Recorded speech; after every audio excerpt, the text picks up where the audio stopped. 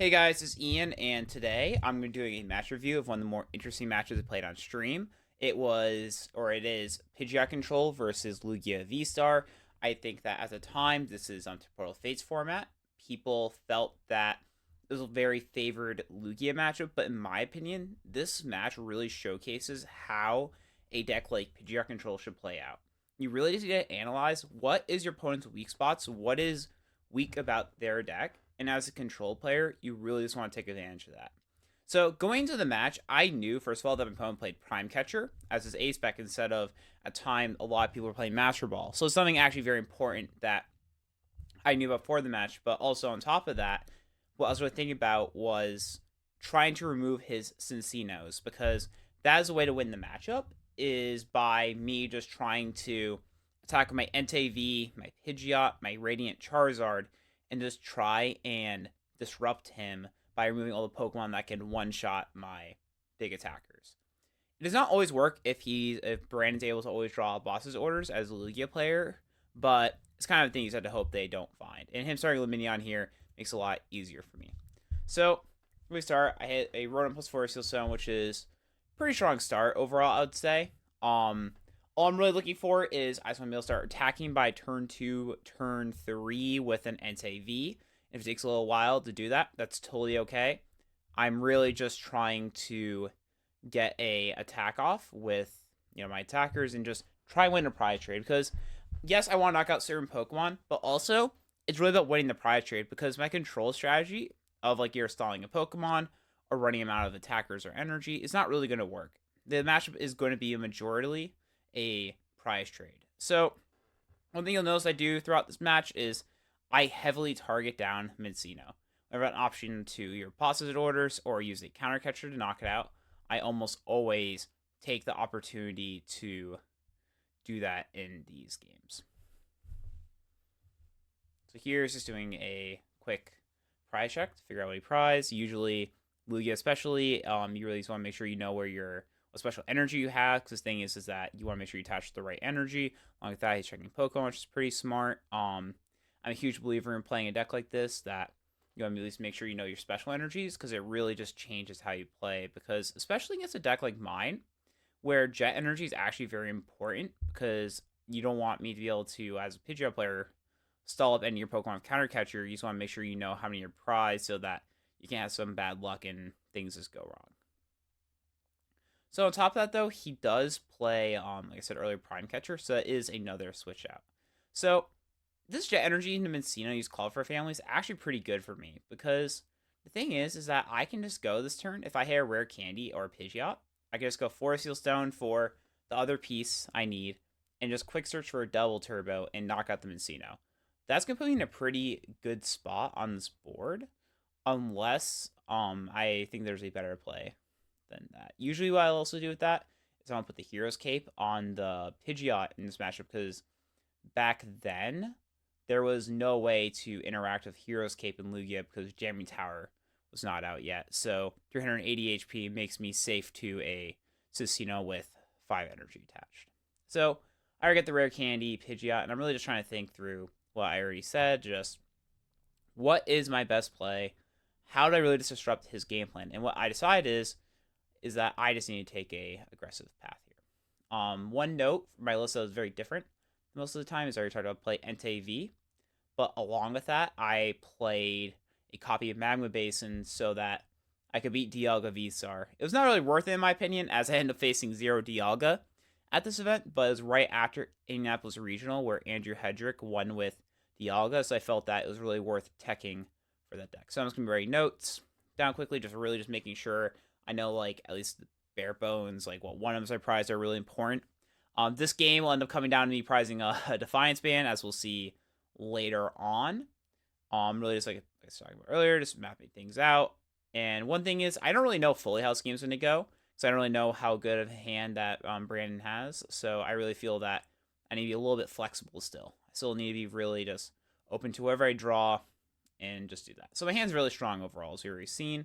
I'm going to be able to hold on to my Forest Seal Stone if I want to. So here, I decide to get Poffin for more basics, which is something I actually feel is very incorrect here. I don't think it's a good play at all. I feel like getting Nest Ball would have been the better choice, and that was a mistake by me going for this route because I don't really think that drawing more cards here is really my best choice. I need to start dealing with this Messino, and I don't think that trying to get a second Pidgeot out is really all that worth it right now.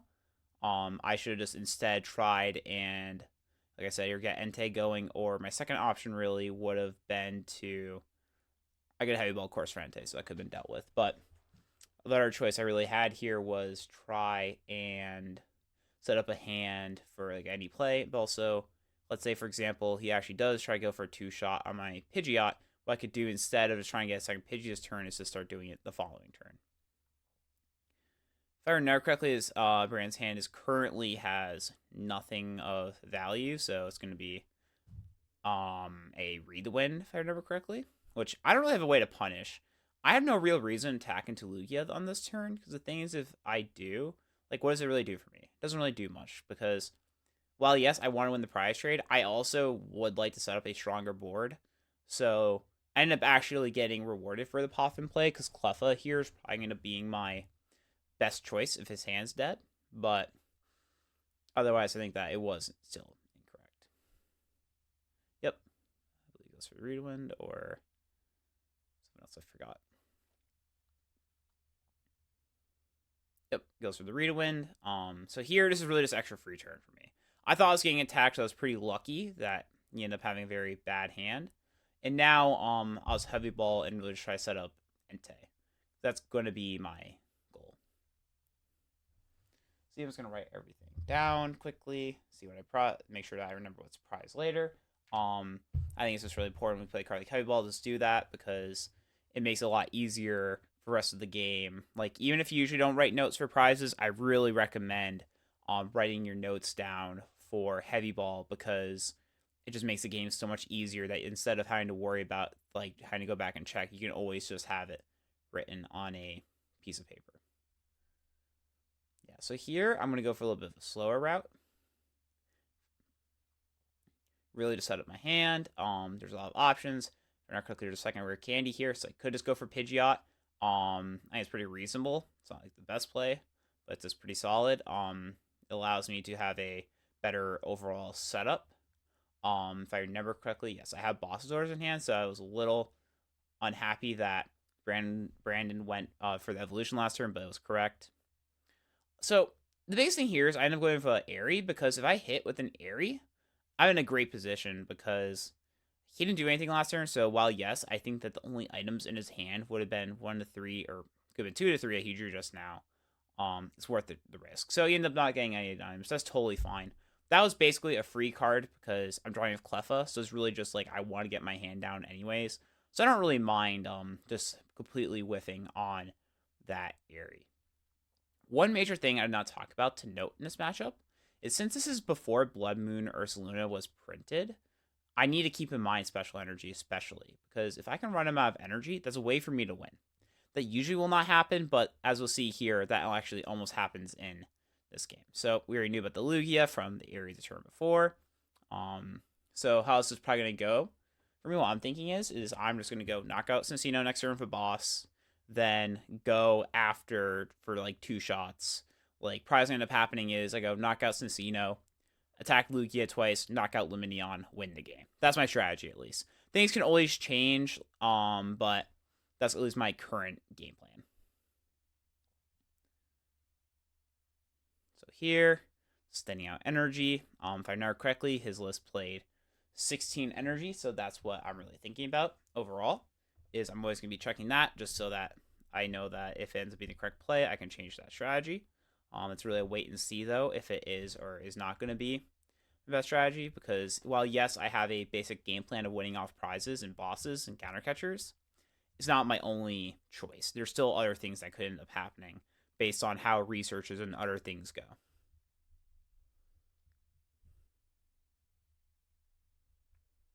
See, I believe he's gonna have Iono me because that's what I saw off Airy turn before.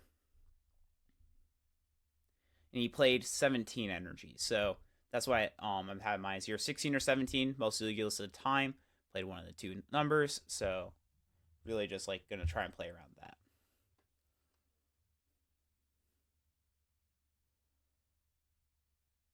happens here, Roma. As it's not really what I was looking for at this point. I feel that, well, excuse me, it just doesn't really help anymore. Getting extra evolutions isn't really all that necessary unless an Armacino was benched on this turn.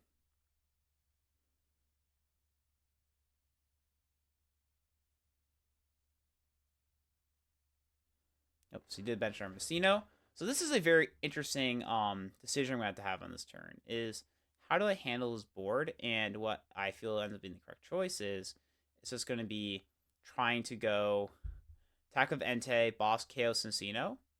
And if he responds with a Cincino of his own, or another Cincino, then I can just go Magma Basin, get out another Entei, and I'll be in a great spot. So what I'm thinking through right now is like what's going to be the best choice off of Pidgeot. I believe that I already saw fire in my hand.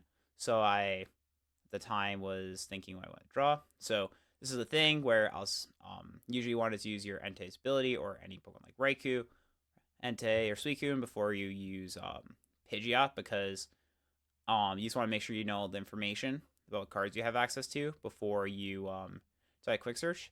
I actually think it was incorrect how I ordered it. I should have went Quick Search right first because there's a boss on the bottom of my deck, so it would have been a good shuffle. Because whenever you get Iono, you should always just keep in mind what's in the bottom of your deck before doing draw effects, because it's really important sometimes to go, oh, I don't want to do my shuffle before I play something like my Pheasantipede now, or I want to do my shuffle before I use my Pheasantipede, because a lot of my good cards were just put on the bottom. So that's always something you really want to keep in mind for really any deck that has access to cards that, draw cards like Pheasantipede and Teal Mask Ogerpon especially. Like Regidrago comes up very often. So here, I was trying to remove all the Cincinos because no one really played Weird Year at the time. So I felt pretty safe overall if I was able to eliminate all the Cincino, Mincino from play, that my Pokemon would be pretty safe and I was only had to really deal with boss effects. So here's already down a lot of energy at this point in the game. So it's very interesting how things are end up going. Excuse me. Because I believe he's down 9, so there's 8 left, if I remember the exact number. It's very nice here that he has to use 4 energy to knock me out.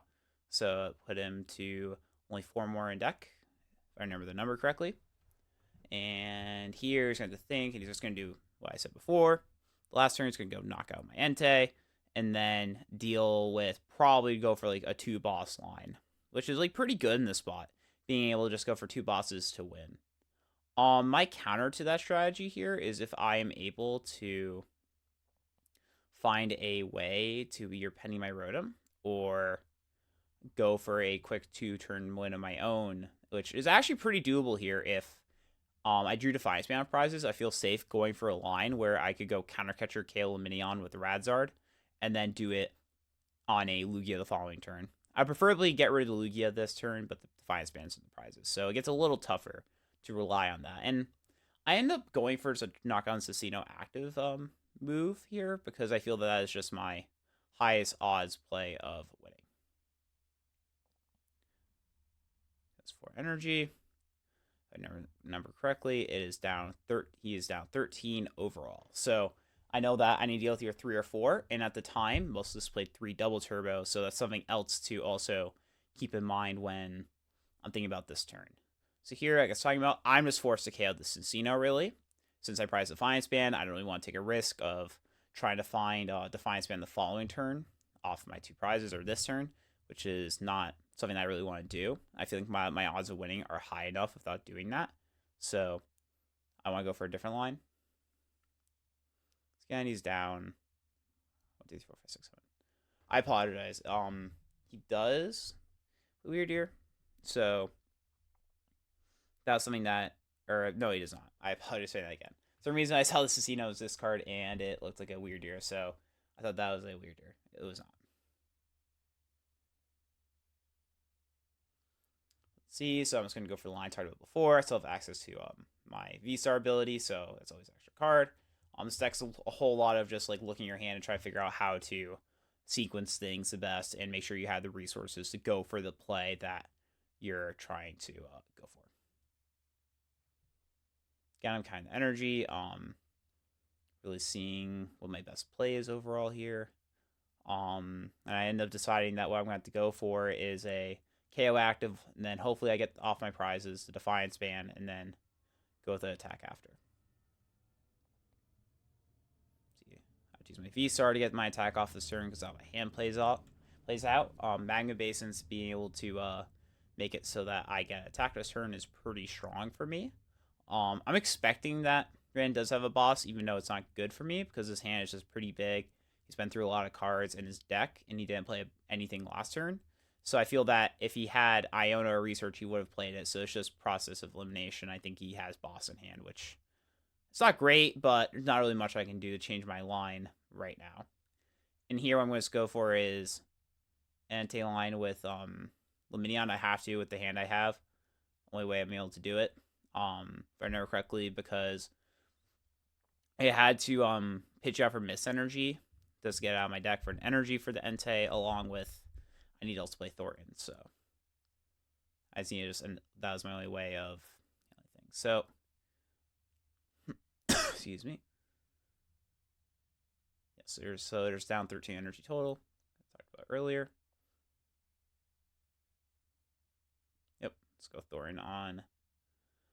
So this is a line that was very interesting. I think it was correct. I ended up not getting rewarded for it, but I had the option of either going Bravery Charm my I would go Thornton my Luminion Touch Bravery Charm and go for a knockout and have a pretty safe Entei. Instead, what I decided to do was he's down 13 energy. So my thought process is that if I draw Defiance Band off the prizes and I'm able to force him to go retreat off the double turbo from the Lugia and go jet back in or prime catch or something else up, I'm pretty happy with that. So I felt this play ended up being really correct overall, because if I'm forcing out energy, all he's going to have left is 2 more colorless energy, and he has to find exactly boss. If I even go attack with Pidgeot, attack a Radiant Charizard on that one turn, boss off Iona 1, I think that's pretty good odds for me. So I felt pretty safe about this board state if Brandon went for a knockout on my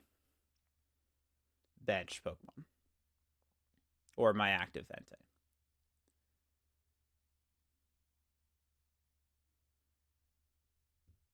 So here's just thinking through the lines that I talked to. So here are his options of going for a KO on one of my 1 prizers, go to 2, or he can go for the line I said, which is use all the energy to try and go for a knockout, which is really good for me.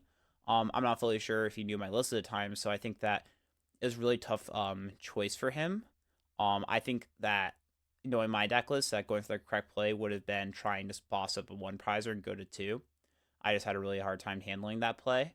Or if he said it's attacked by active, I didn't have a great time with that line either. But it ended up being pretty good for me with the choice he went for. I think it's just because he didn't really know what my list was in the end.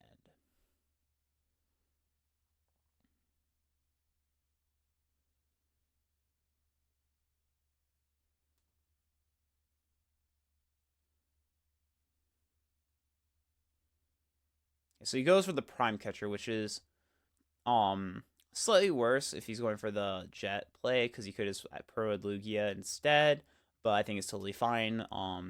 The play, I think he probably thought about he's going for a different line here, but changed his mind.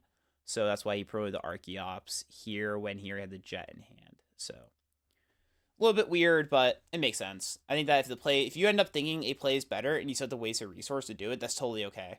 I think the one mistake here that actually helped me a ton is Brandon chose to bench a Snorlax, which, keeping track of his energy, he's about to be down 15 energy total. And that's really good for me, because that means that I can just counter catch on a Snorlax, and that Pokemon is stuck active unless he draws one of his last 2 energy, which are 2 Jets. And also, one reason I felt confident about knowing how many energy he had was, he had 1 Jet left. I believe, or he's this pile. Yes, he's 1 Jet left. So I felt pretty confident about my board state overall at this point. I really felt that all I had to do was, I could just go like counter catcher here, Snorlax, and try to deck him out Chi-Yu. And I felt that play was overall pretty strong for me. I did have to get rid of his hand because I definitely had the Iono, but not too big of a deal. I would have went here if I did not prize my Defiance Band, Attach Fire, Radiant Charizard, Defiance Band, and that's a guaranteed win. But since I prized my Defiance Band, I had to go figure out a different line to try to win the game.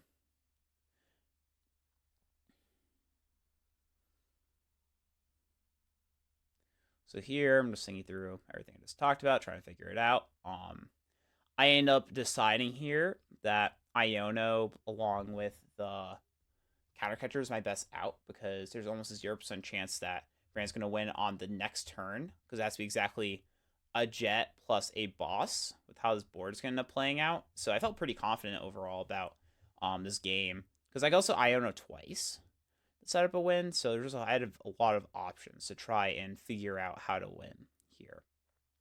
And also on top of that, I also had options like Eerie in my deck to help me decide how I need to play out the game. So checking everything for the millionth time. I was very much trying to make sure this was the correct play, and I didn't have access to a better play. I was happy with the play, but I really wish there was a better line I could have went for in the end. And I was thinking about like, could I go for attack line here, like hit is active, go for the win the next turn. But I felt that just stalling for a turn by like going Iono and giving myself a little bit extra wiggle room to try and win helped me a lot because I could go like Eerie before he does anything. I think that helps me a lot.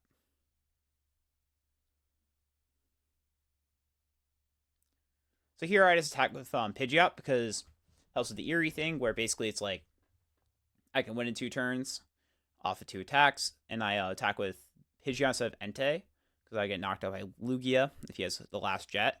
And also on top of that, it would mean that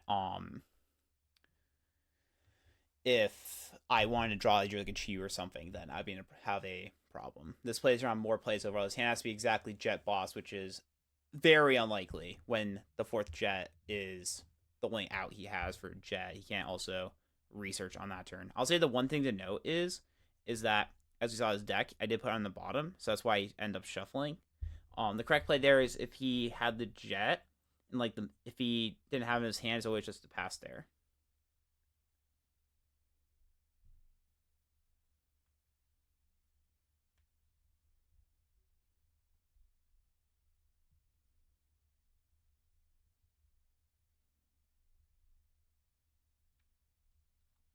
Let's see. So here, his passes. I'm just trying to figure out what is my best choice. I know the one out is the 1 Jet. Here at this point to retreat, so I end up just going for Eerie before I do everything if I remember correctly, because I felt that Eerie was just, it gave me the most information to know how to play this game, because if he had nothing, I could just go knockout here, and I feel pretty safe about my spot. So I end up deciding still what to do. A little unsure.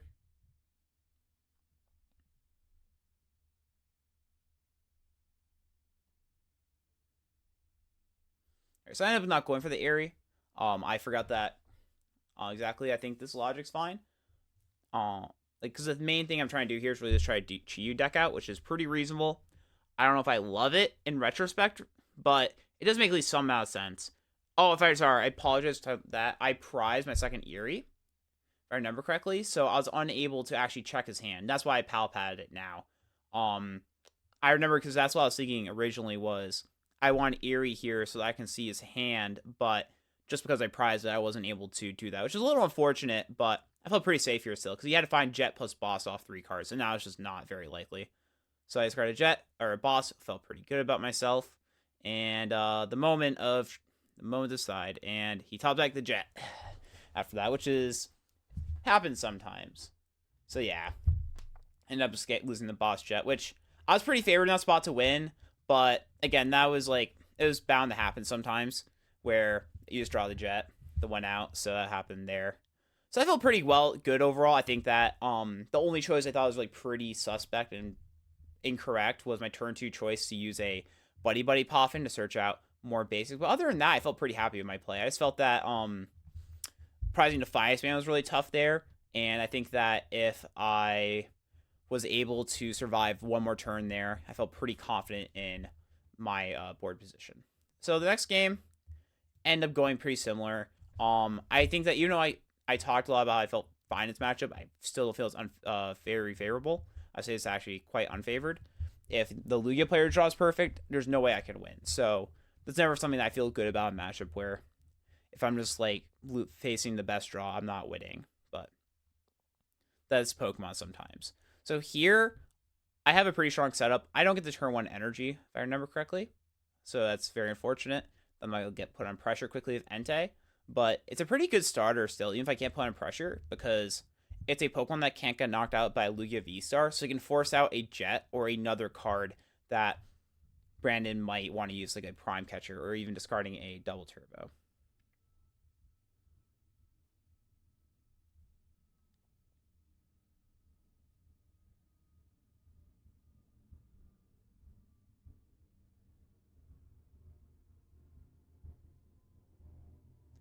So here, just playing some Aromas, getting setup going.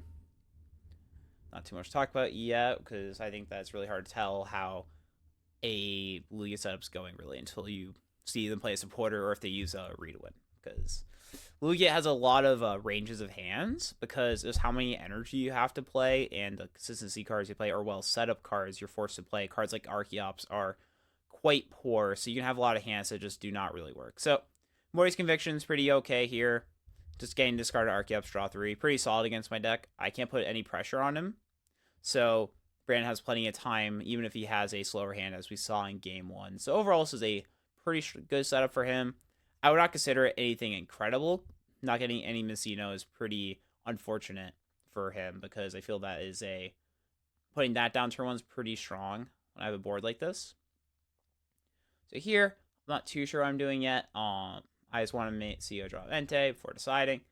I have an Eerie in my hand.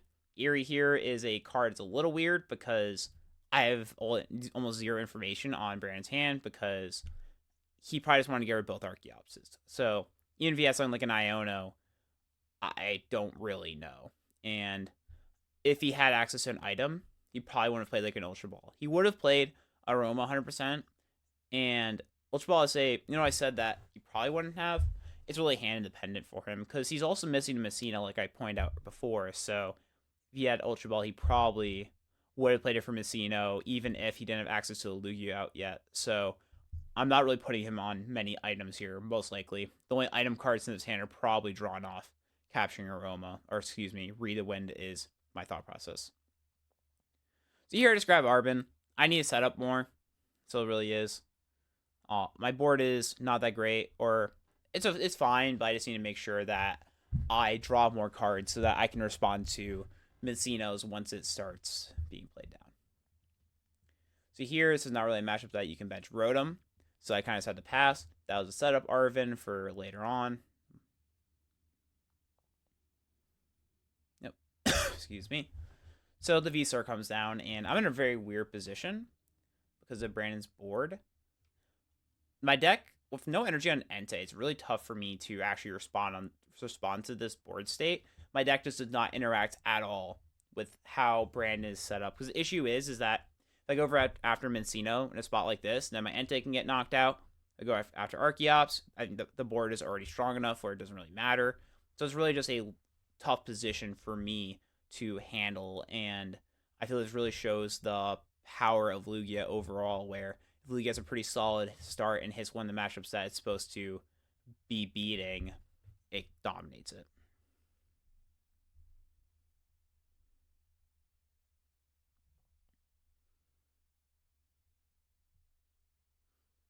So he's going to put the one gift on, which makes a lot of sense. You don't really want to burn energy in this matchup. You just want to at least put down enough energy where you feel decently safe if a Archeops gets knocked out, and he's under no threat, really, of me knocking out Archeops. Or there's zero threat this turn, at the very least. So here, if it's for 220, my plan really is just to go Penny. There's not a really good card for me to play in this spot. If I play something else, that could be fine, but I feel that it's just not all that powerful overall. I just need to get some time. Is the main thing. This isn't my turn to start doing things. It's going to be the turn after this is when I actually want to start putting on pressure. And what I'm going to end up doing here, if I remember correctly, is I'm just going to go into a Mimikyu and pass, because going into Mimikyu just means that he has to burn 2 energy, and that's such an important part of my win condition is just forcing bad plays through the use of many energy.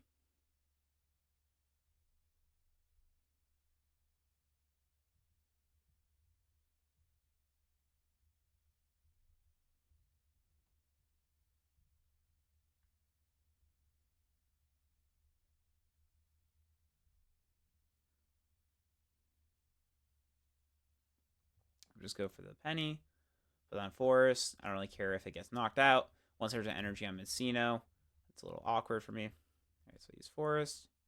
I felt that I need to start attaching fire here, which I feel is pretty reasonable. I should have done that beforehand. Before I used penny, I should have went 40 steel stone, which is a major mistake by me. It may matter this game, but it's just something I need to be doing.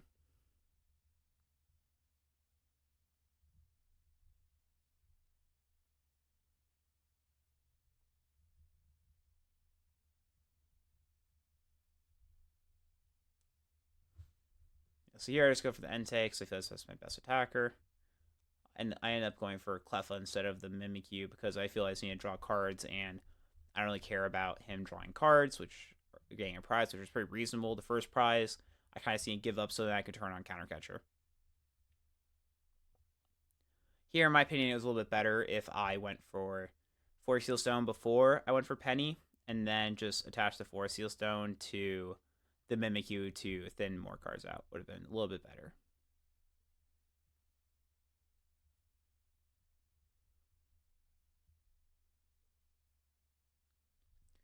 So here, I think really dependent on Brandon's hand. The best play here is just attack, most likely. Really hand dependent. So can't comment too much on what I feel the best play here is because it's really down to do you have boss or not. Because you definitely want to be bossing around this active. Now Messino has 2 energy. He's pretty safe to a Archeops knockout. So something else to note is that I can't really go for an Archeops knockout here because Messino is going to turn to Messino. I do that, and it's going to create a lot of problems.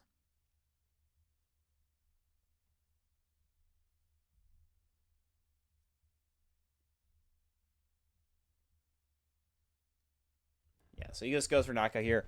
I'm assuming his hand's not great based on that play, because now this is really vulnerable to me just going boss KO on Cincino or even counter catcher. Really dependent on how I have this set up.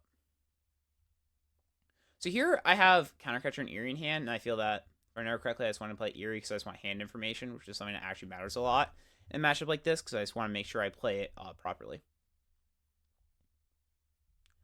Eerie's a card that's usually just only for getting rid of items, but when you're playing a deck also like Pidgeot, you want to know a little bit about just overall cards in your opponent's hand just so you know if you need to go for a little bit different play. I feel that's usually not true, but like I said, this deck, it's pretty important.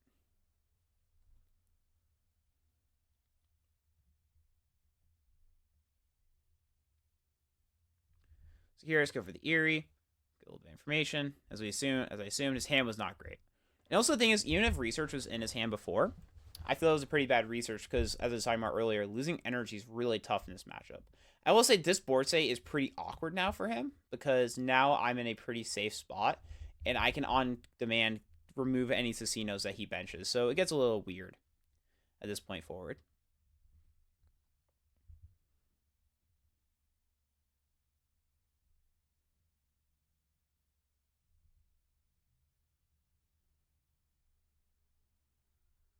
Let's see. So he goes for Great Ball, which was the top deck.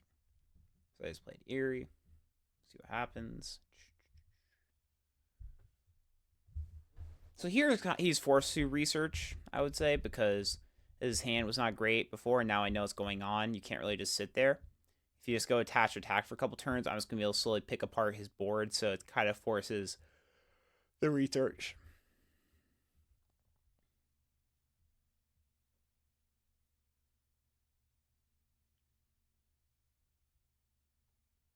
That's just this one gift. Pretty reasonable. Again, he's want to keep energy in deck because energy is a vital resource to pick Lugia, and you really just want to make sure you maintain at least a solid amount.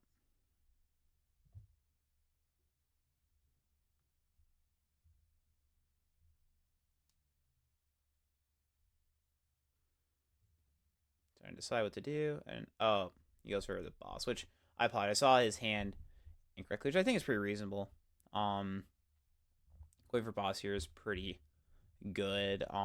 You seem to take prizes in this matchup, so going for that is pretty decent. And I apologize once again, I saw his hand wrong and did not remember correctly there, but I think still that even if he had research, compared to boss at least, I feel boss was a better play overall. So here, I'm really just going to go for KO Messino, and I'm pretty happy about things. I have no real reason to Iono because gift energy's on Messino, so it's really this turn trying to set up for future plays is my overall goal. So I'm going to go for Arvin just to thin my deck out, get cards I need. It's not really a Arvin, like I need to do a supporters this turn because I feel Erie's like pretty weak overall. For the most part, like I already played Erie turn before just for hand information, but now I don't think it really makes too much sense to go for something like that. I really just want to make sure that I have access to all resources that I need because I, excuse me, really didn't really have Iono, and I grabbed the double colorless off of their, the double turbo off Pidgeot so that I could just have access to that and be able to retreat off Penny or do whatever I felt I needed to with that Entei's double turbo attached. So it's a pretty interesting spot for Brandon because I might be forced to go for a 3-shot here, depending on how he plays this and then how I draw. Because if I go for Penny, it's really hard for me to also just go discard the fire because I'm not in discard at this time. So it would force me to attack a Pidgeot, which is only 100, and then I'd figure out how to do 180, which is pretty tough onto a board like his. I would say I could just go attach fire in Double Turbo Radiant Charizard, but it's a little weak overall. So here he's sustaining through what I was just talking about. Messino, of course, is probably going to be the best search for you as the Lugia player because you just want to keep putting in pressure on me. And like I was talking about earlier, I just cannot really respond to this pressure all that well as my deck. Because the thing is, what he needs to do is attack me this turn because attacking my Entei puts me in a really bad position because I either go retreat into Pidgeot, boss, Messino, knockout, go to 3, and I'm in a bad spot, or I just go boss, knockout, Messino, or I go like Penny, promote Mimikyu, and pass return. All those are just really bad situations for me, so it puts me in a really awkward position overall. In this game, he's trying to conserve energy, but it's not like the last game, so he's able to be a little more lenient with his energy uses. I'm already down 2 counter catchers, which is a little awkward for me, but I don't think it's going to matter too much this game, was my thinking. That I'm already down to 2 because I really think this game is going to be even for the most part, and I may end up getting ahead because of how this board stays playing out.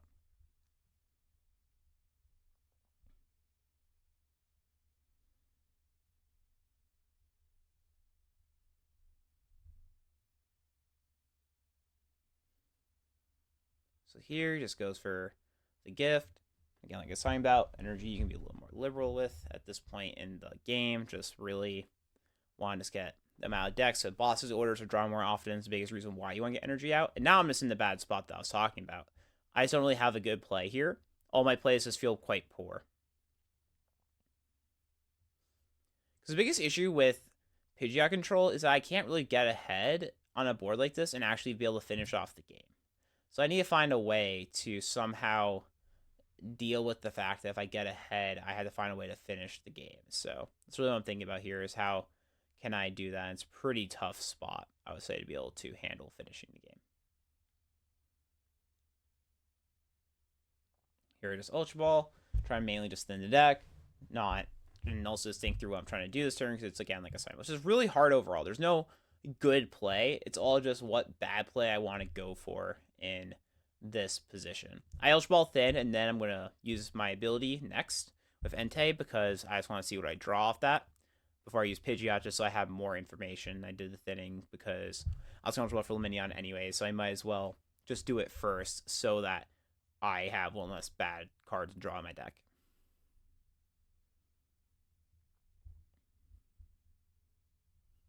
This is Heavy Ball now. Like I was talking about last game, just always good to do it. Just write down your prizes, even if there's not really anything you need.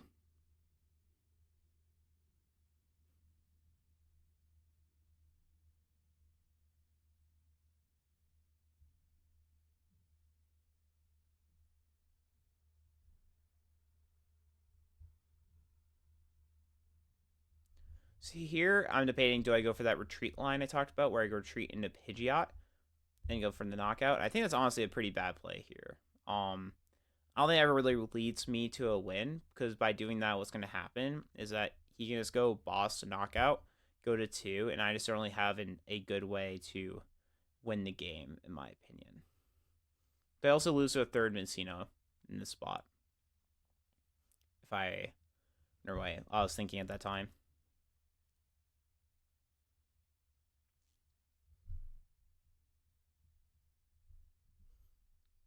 Excuse me. So let's go for boss.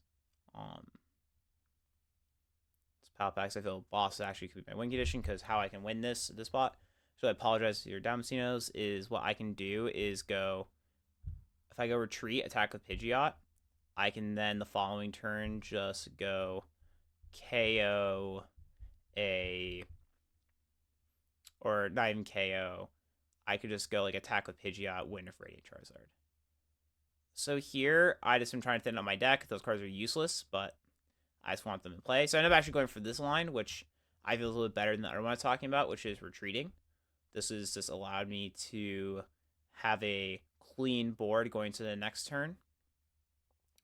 So this is the part where actually I think that the play I made was like, it's really weird. Like, I feel this play is defensible, but it's a little awkward. So the problem is that Brand just goes for attack of Snorlax. How do I finish this game? That's the question that I would have myself. Like, what I was thinking at that time. Because I do not remember exactly, but it's just really hard for me, a board like this, because if I go attack a Radiant Charizard, go put him to 250, like, what am I doing after that? I just had to hope that he misses a Cincino boss play, and I think that's really unlikely for me. So it's just a pretty much overall awkward position that didn't really have a great outcome for me. So just thinning out double turbo makes a lot of sense. You just don't really want to draw them at this point. Like I was talking about before, you just want to be drawing boss orders at this point in the game.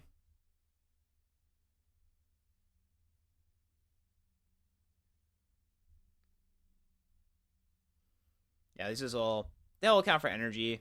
Double turbo, of course, does not do as much as a regular energy, like a gift or a jet, but it's still worth thinning out. They're still useful, at least some amount useful.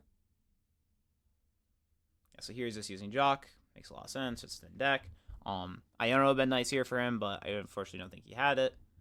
And then I'm in a tricky spot this following turn. So also the big issue is I'm at 3 prizes, and like I don't really have a good out is the problem. Because while yes, I can go attack with Radzard, and to the other play, like I go like attack with my Pidgeot, because I prize Defiance Band again, it just gets really, really tough.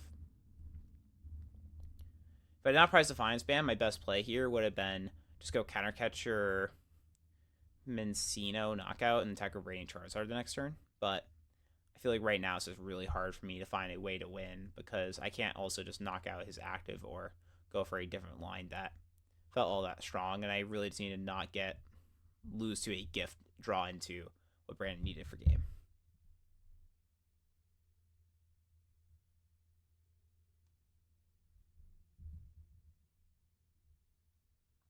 Here's the quick search. Still a little uncertain on what I'm doing here. What I was thinking, I just ended up going for the boss play I was talking about on Messino. If I remember correctly, it's just pretty solid. Puts me in a better spot. How I'm going to do this is go attack with Messino, and there's a 1 in 3 chance I get Defiance Band here, which allows me to win the game with Radiant Charizard the next turn is my logic. And I was able to hit it, and I apologize. The biggest issue I had here, I completely forgot that he could just use Snorlax, if I remember correctly. And I set this board up in a way where I could need to go for a Thornton play, and I believe that I did not have access to the Thornton play that I needed to because of how I played everything out before. So I think this is a pretty actually awkward board state for me, because I had placed my Bravery Charms earlier.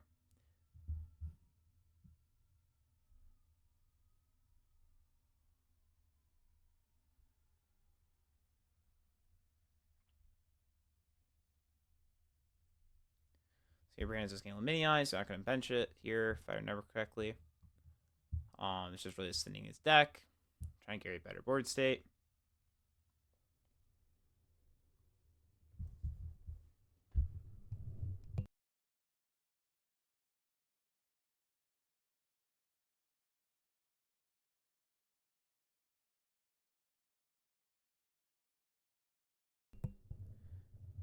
So in this position, it's just Jets don't really matter at this point because he's attacking Snorlax, so it's a pretty safe attack.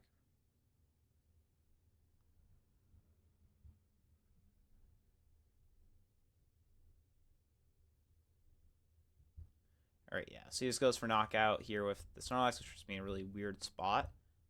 My best play, if I remember correctly, I am one card short of winning the game on the Defiance Band play. Actually, I needed a fire or a counter catcher, and I believe that if I remember correctly, I did not have either of them. So I was really trying to figure out how I can win in 2 turns. And the best play that I can find probably in this spot is just attack the Lugia with my Pidgeot and see what happens after that.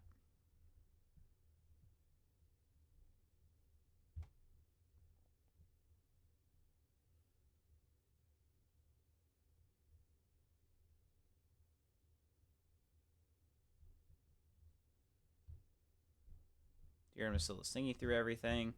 This feels like a pretty awkward board state for me. I'm deciding that I'm going to go for a play where I can just Iona and hopefully draw the cards I need to get the combo the following turn. Just hope that Brandon misses boss.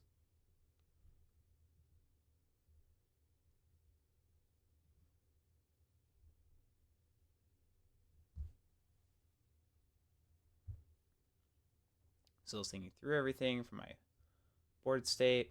Wasn't too sure overall how I wanted to do things. And yeah, I just go for Iono, see what I draw, and just hope that I can get the combo of Defiance Band, Fire, Radiant Charizard, and Counter Catcher over the next 2 turns. I did not draw any of that in that hand, so I had to figure out a way to do that over 2 draws, which is the only real way I can do that is Arven plus everything else I need for the combo.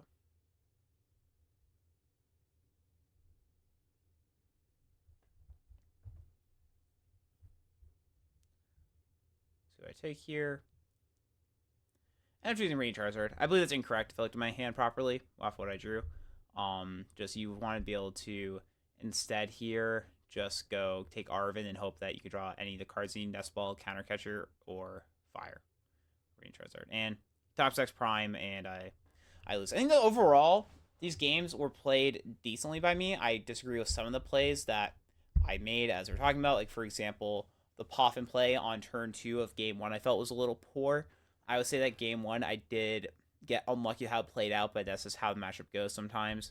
This is an overall really tough matchup, and luck is a major factor for both players because I got very lucky with how weak Brandon's early draw was, and I ended up getting unlucky at the end. So it all evens out. And game 2, I felt that I went for the line I was forced to go for, but I feel that I could have played that maybe slightly tighter than how I played it. All right, guys, thank you so much for watching this video. I know it was a little bit of a longer one, but I thought this was a very interesting match to commentate my thoughts over. If you guys have any matches you recommend me doing from the past, I was going to do my next one I planned on doing was Louisville regional when I was on stream, and if there's any like old matches you like to see from players like years ago even, I'd love to do commentary over those. All right, guys, till next time, Ian out.